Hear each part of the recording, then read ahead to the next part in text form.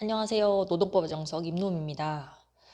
지난 시간에 저희가 근로계약서에 숨겨진 의미 5가지를 살펴봤죠. 실제로 일할 때 발생하는 일들이 근로계약서랑 어떤 연관관계를 가지고 있느냐라는 측면에서 5가지를 살펴봤는데요. 오늘의 영상은 절대로 쓰지 말아야 될 근로계약서 유형 4가지를 한번 살펴보도록 하겠습니다. 이 영상에서 이러한 근로계약서는 아주 나쁜 근로계약서예요. 쓰지 마세요. 라고 말씀을 드릴 건 아니고 제가 여러분들이 알고 계시던 것과 법에서는 조금 다른데 라고 생각을 하실 만한 부분에 대해서 한번 말씀을 드려볼까 합니다. 첫 번째로는요. 계약서에 명시되지 않은 수당 또는 임금인데요. 통상적으로 우리가 근로계약서를 작성할 때는 내가 받게 될 임금, 수당 이런 거에 대해서 실제랑 똑같이 표시를 해서 작성을 하게 되잖아요. 그런데 이런 경우가 있습니다. 실제로는 임금을 250만 원 줄 거지만 계약서상에는 220만 원이라고만 적자. 혹은 계약서상에는 기본급만 적자. 실제로는 성과급으로 몇 퍼센트 많이 줄게 라고 이렇게 구두상으로 얘기를 하고 근로계약서에 명시를 안 하는 경우가 있습니다.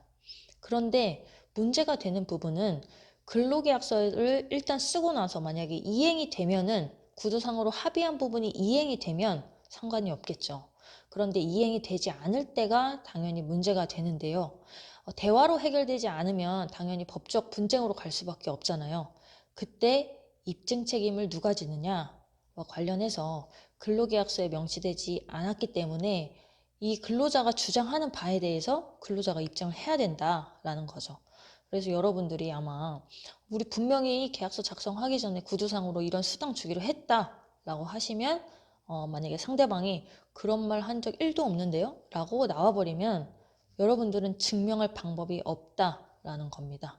그때 되면은 구두상으로 약속했던 그런 수당에 대해서 혹은 성과급 이런 것들에 대해서 전혀 받을 수가 없게 되는 거죠.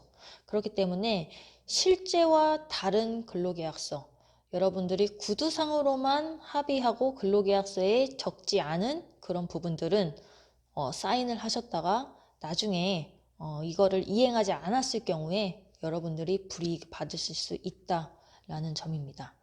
두 번째로는 정규직과 근로계약 기간인데요. 여러분들이 흔히 정규직이다 라고 하면은 2가지의 의미로 받아들이세요.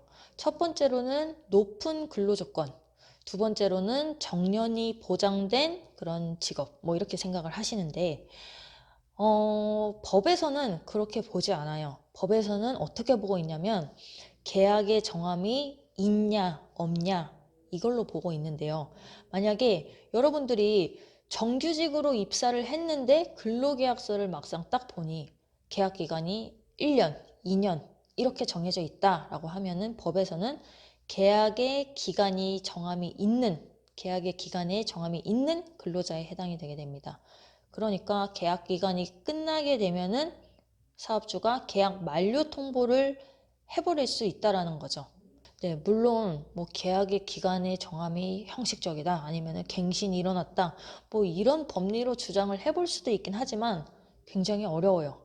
어렵기 때문에 여러분들이 나는 정규직으로 알고서는 입사를 했다라고 생각을 하시면 무엇을 확인해야 되냐면 임금, 수당 이런 부분이 정규직과 같은 조건인지 여부를 확인하는 것보다 먼저 확인하셔야 될 게 근로계약 기간입니다.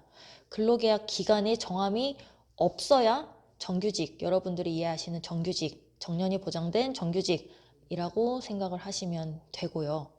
한 사례를 말씀을 드리면 제 주변에 어떤 분이 좀 탄탄한 회사에 다니고 계셨는데 타 회사에서 스카우트 제의를 받았어요. 그래서 이 회사에 들어갈지 말지를 고민을 하는 와중에 그 회사에서 제안한 게 있다라고 하시면서 이게 혹시 법적으로 문제되는 건 없냐라고 저한테 이렇게 여쭤봐 주셨는데 그 회사에서 이렇게 얘기했다라고 합니다. 정규직 조건으로 맞춰줄게. 근데 일단 계약 기간은 1년만 줬고 그 후에 다시 생각을 해보자. 물론 당연히 정규직이지 라고 이렇게 얘기를 하셨다라고 해요. 그러면 앞에서 제 설명을 들으신 여러분들은 이 말이 어떤 뜻인지 다 알고 계시죠? 뭐 연봉적인 측면에서, 근로 조건적인 측면에서는 정규직과 같은 그런 높은 조건을 맞춰주겠다. 하지만 계약 기간이 1년이다 라는 거는 1년이 딱 된 시점에서 계약 만료 통보를 할지 아니면 계약 갱신을 할지 아무도 모른다라는 거죠. 그래서 제가 이런 말씀을 드렸어요. 1년이 끝나고 나서 어떻게 될지는 아무도 모르는 거다라고 이렇게 말씀을 드리니까 그러면 이직하면 안 되겠다. 이 리스크를 감수할 정도로 가고 싶진 않다. 이렇게 말씀을 하시더라고요. 네, 이런 경우도 있으니까 여러분들이 꼭 확인을 해 주시고요. 네, 세 번째로는 채용 공고와 다른 근로계약의 내용입니다. 간혹 가다가 나 지금 부당한 대우를 받고 있다라고 하시면서 채용 공고문을 들고 오시는 분들이 계세요. 그러면 제가 혹시 근로계약서 쓰셨어요? 라고 얘기를 하면은 근로계약서도 쓰셨대요. 그래서 근로계약서 내용을 보면 실제로 받고 계시는 그 급여와 근로계약서 상에 명시된 급여가 일치해요. 이 두 개는 일치하는데 채용 공고상에 나와 있는 근로조건보다는 좀 낮아요. 실제랑 근로계약서가. 그렇기 때문에 난 부당한 대우를 받고 있다라고 이렇게 말씀을 하시는데 법에서 어떻게 보고 있냐면 이게 결국에는 근로계약도 하나의 계약이잖아요. 계약이 성립이 되려면 양 당사자, 계약을 하는 당사자가 이 서로 의사가 맞아야겠죠. 그런데 이 맞아서 계약이 성립된 이 순간, 이 지점을 언제로 보고 있냐면 근로계약서가 작성된 그 순간, 양 당사자가 사인을 한 그 순간이 계약이 성립이 됐다라고 봅니다. 그러면 채용 공고문은 뭐냐라고 하실 수가 있겠는데 채용 공고문은 회사가 여러분들을 유혹한 거예요. 그러니까 청약의 유인이라고 법에서는 표현을 하는데 우리 회사 좋으니까 올 사람 이렇게 채용 공고문에 낸 거고 여러분들은 믿기를 물으신 거고 실제 근로조건은 사람마다 다르고 사람마다 근로계약서를 작성을 한 그 순간이라고 보시면 되겠습니다. 그렇기 때문에 만약에 여러분들이 어떤 채용 공고를 보고서는 회사에 입사를 했는데 막상 근로계약서를 쓰려고 보니 채용 공고에 나와 있던 근로조건과 다르다라고 한다면 여러분들은 그때 선택을 하셔야 돼요. 이 부분에 대해서 얘기를 하셔서 바로 잡으시던지 아니면 그냥 그 근로조건을 감수하고 다니시던지 아니면 자리를 박차고 나가야겠죠. 네 번째로는 프리랜서 계약서입니다. 많은 분들이 나는 일을 하는 사람이기 때문에 당연히 노동법상의 보호를 받을 수 있다라고 생각을 하시는데요. 법에서는 모든 사람을 다 보호를 해주지는 않고요. 근로기준법상의 근로자여야 그 근로자성이 인정이 되어야 보호를 해주고 있습니다. 그런데 이 근로자인지 아닌지와 관련해서 프리랜서 계약서를 쓰신 분들이 정말 많이 문제가 되는데요. 왜 문제가 되냐면 법에서는 근로자성이라는 거는 어떤 계약서를 썼는지가 중요한 건 아니에요.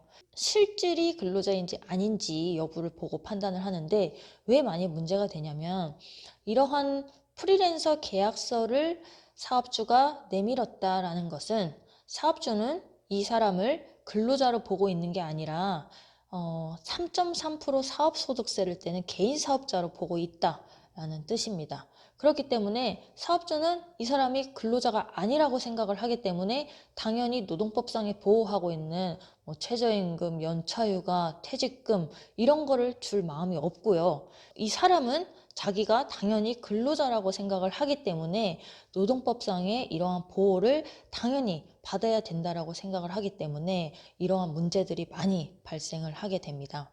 그러면 근로자인지 아닌지 계약의 형식이 아니라 실제를 보고 판단을 한다라고 했잖아요. 이 부분에 대해서 간략하게만 말씀을 드리면 내가 근로기준법상의 근로자라는 거는 계약의 상대방인 이 사람한테 실제로 사용 종속 관계에 있는지 여부를 보고 판단을 하게 됩니다. 사용 종속 관계라는 거는 말 그대로 뭐 근로시간, 뭐 퇴근 시간 이런 거 제한받고 뭐 사업주가 정해놓은 어떤 규정에 대해서 어기면은 그에 따르는 뭐 징계도 받고 뭐 이런 식으로 내가 이 사업장에서 일을 함으로 인해서 어느 정도 제한을 받는 거죠. 그런데 프리랜서 같은 경우에는 쉽게 생각을 하면은 실제에서 뭐가 있을까요? 네, 제가 지금 이 영상을 찍고 편집자한테 이 영상을 맡기죠. 근데 제가 이 영상을 맡길 때 이 편집자가 몇 시부터 몇 시까지 편집을 하는지 이런 거 상관 안 하죠. 그냥 이 편집이 잘 됐는지 일의 완성도만 제가 보게 됩니다. 그래서 마음에 든다라고 하면은 지급하기로 했던 그 금액을 지급하고 끝나죠. 이런 경우는 종속 관계가 아니라 평등 관계라고도 볼 수가 있죠. 또 하나, 여러분들이 만약에 집 인테리어를 한다라고 해요. 그러면은 인테리어 업자분한테 이렇게 이렇게 꾸미고 싶다라고 얘기를 하지. 인테리어 업자님 몇 시부터 몇 시까지 오셔서 여기를 시공을 할 때는 이런 재질로 해주시고요. 여기는 뭐 어떻게 어떻게 해주시고요. 이렇게 디테일하게 업무 지시를 하지 않으시잖아요.